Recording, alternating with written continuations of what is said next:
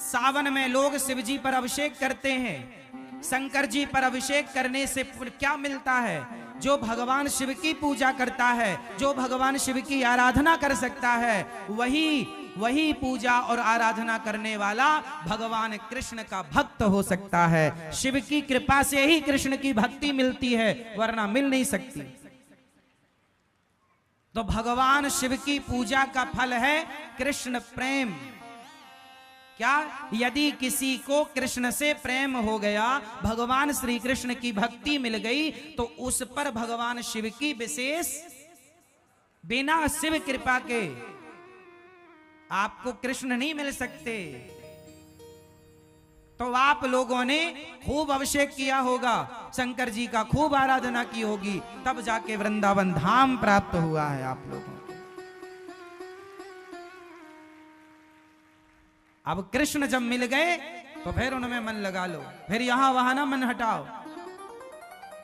कई लोग कहते हैं हम तो शिव जी के पुजारी हैं, हम तो कृष्ण के पुजारी हैं, तो क्या शंकर जी के मंदिर जाएं? हम शिव जी के पुजारी हैं तो क्या? अरे तुम समझते नहीं हो, तुम्हें समझ नहीं है।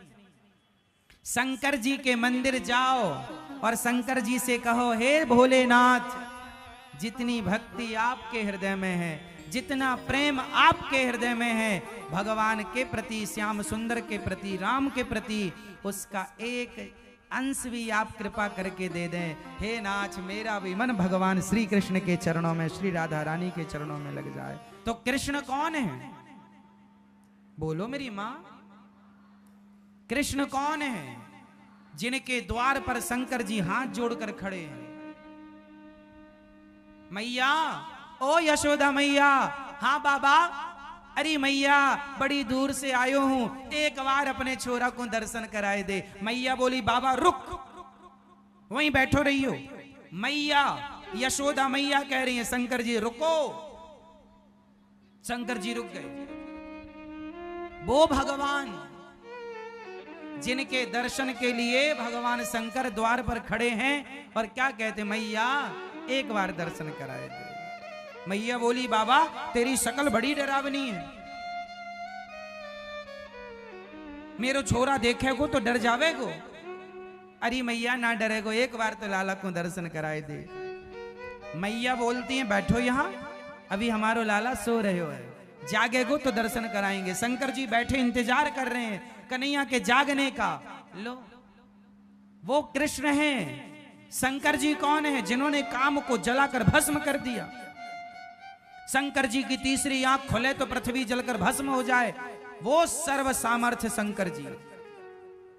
वो शंकर जी जिनके अंदर सृष्टि का पल भर में संहार करने का पावर है, पल भर में सृष्टि को मिटाने का सामर्थ्य है, वो शंकर जी हाथ जोड़े द्वार पर खड़े हैं कृष्ण के आगे। वो कृष्ण कोई सामान्य तत्व है क्या मेरी मां? वो भगवान है। एक बार शंकर जी ने जहर पिया था, आप सबको ये बात पता है। समुद्र मंथन हुआ, जहर निकला, किसने पिया? शंकर जी ने पिया। एक बार शंकर जी ने जहर पी लिया। अब बताओ, जहर यदि हम लोग पी लें तो मर जाएंगे? आप लोग पी लें तो मर जाएंगे? मर जाओगे। लेकिन शंकर जी ने इतना सारा जहर पी लिया, मरे नहीं। हम जहर पी लेंगे तो मर जाएंगे, शंकर जी ने जहर पिया, नहीं मरेंगे। वो शंकर जी जो इतना जहर पी कर ना मरे, क्या उनसे कोई इंसान अपनी होड़ कर सकता है, अपनी तुलना कर सकता है?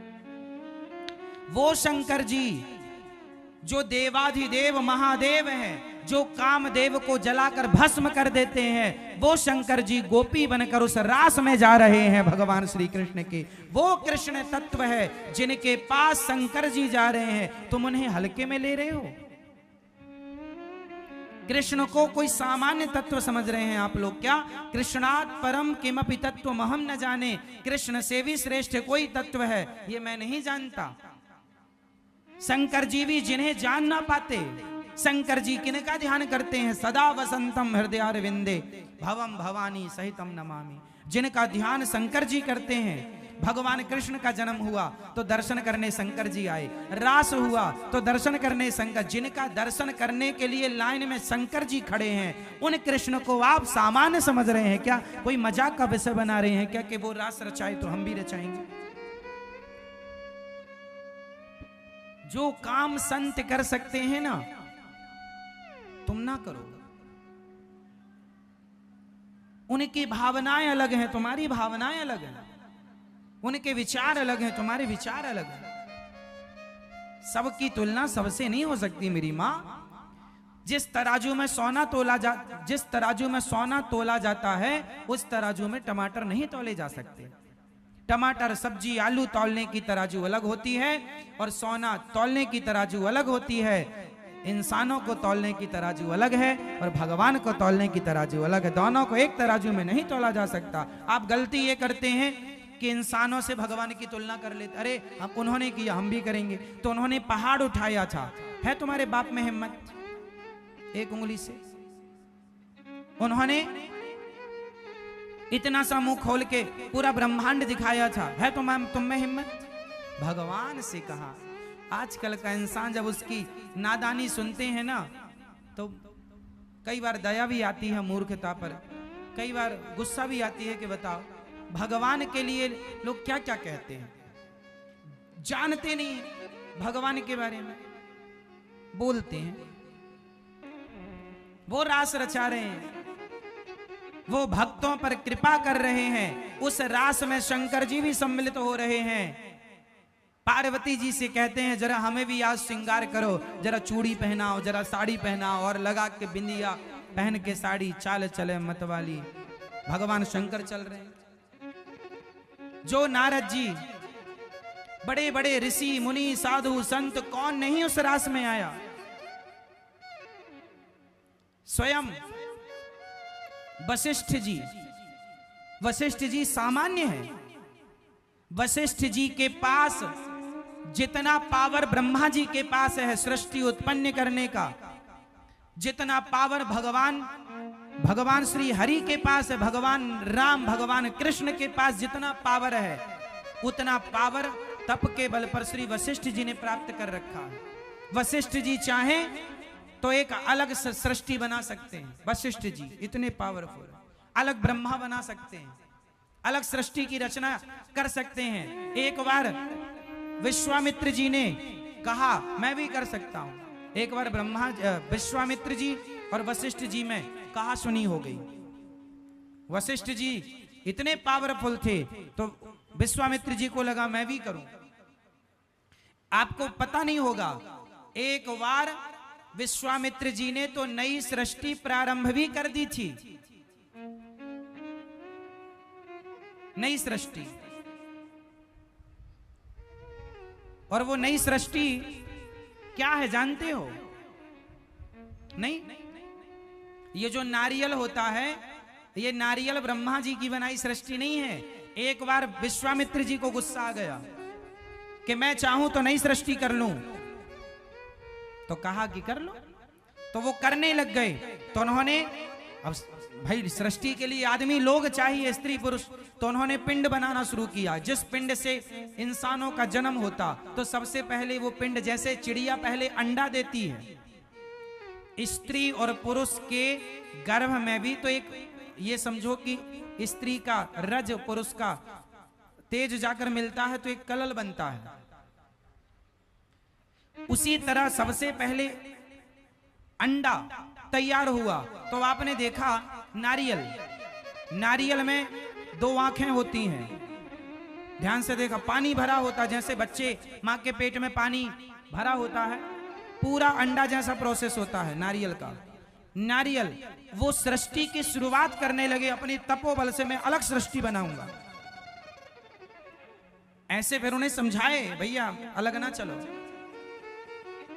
विश्वामित्र जी को समझाए। इसलिए नारियल तोड़ने की परंपरा बनी कि नारियल भी एक जीव है, जैसे हम हैं ऐसे ही लगभग नारियल। इसलिए हमारे यहाँ पशुओं की बलि ना चढ़ा करके विश्वामित्र जी की सृष्टि के जो लोग थे, जो शुरुआत थी बाद में की नहीं गई, उस नारियल को तोड़ करके कहा गया कि हमारी तो यही बलि मान लो प्रभु, यदि आपको बलि चाहिए तो नारियल की बलि। इसलिए हमारे यहाँ बकरे की बलि नहीं चढ़ाई जाती, नारियल की बलि चढ़ाई जाती है, क्योंकि उस सृष्टि को मान्यता नहीं मिली गई। फालतू जाता तो उपयोग करो, चलो यही करो। तो वो भी इंसान की शुरुआत थी नारियल, वो ब्रह्मा जी की सृष्टि में नहीं आता नारियल। नारियल को प्रकट करने वाले विश्वामित्र जी हैं।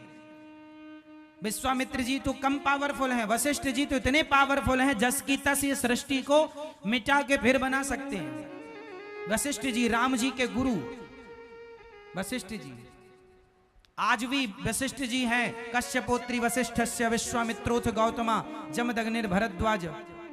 ये 7 सप्तर्षि होते हैं, सुना आप लोगों ने? आप लोगों ने सुना? सप्तऋषि पुच्छल तारा देखा होगा, सप्तऋषियों को आकाश में देखा होगा, एक साथ रहते हैं। वो सप्तऋषि होते हैं।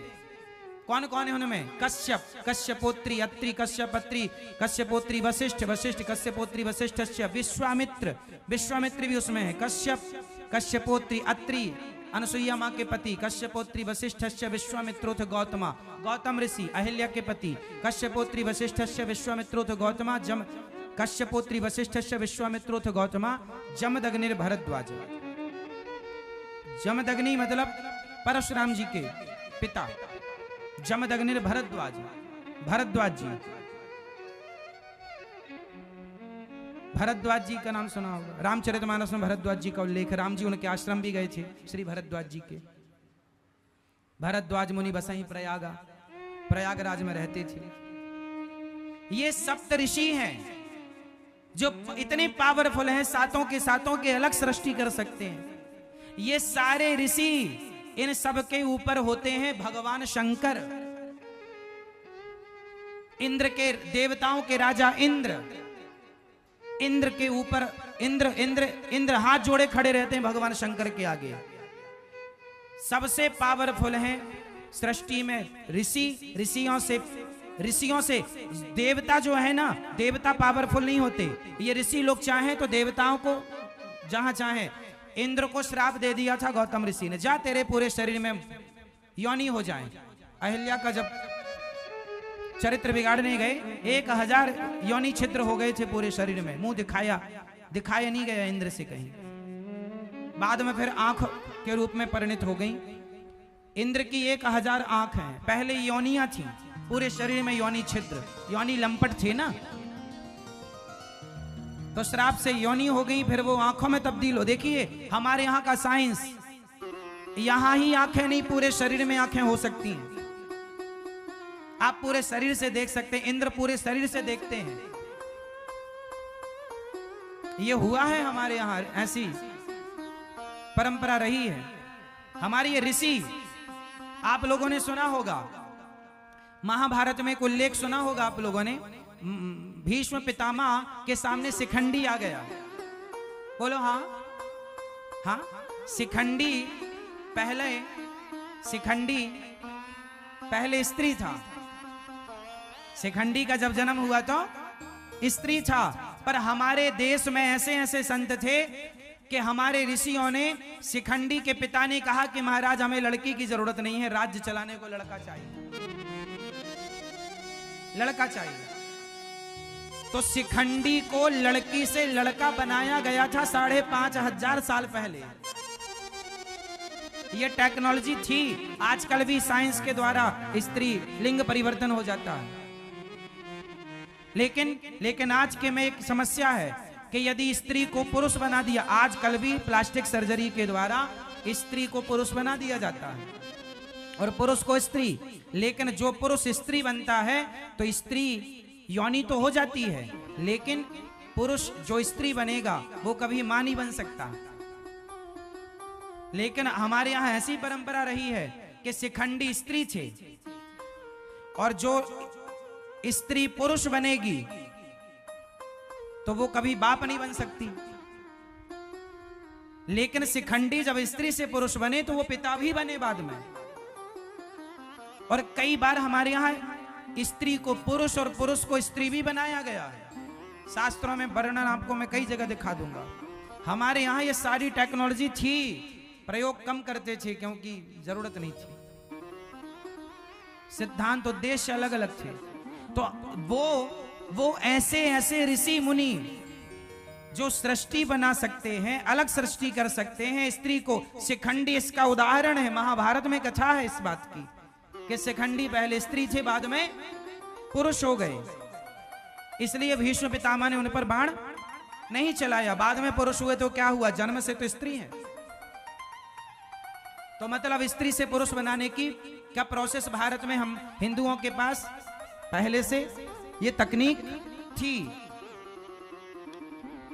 वो भगवान जो ऋषि देवता जिनके सामने हाथ जोड़े खड़े होते हैं, वो भगवान शंकर।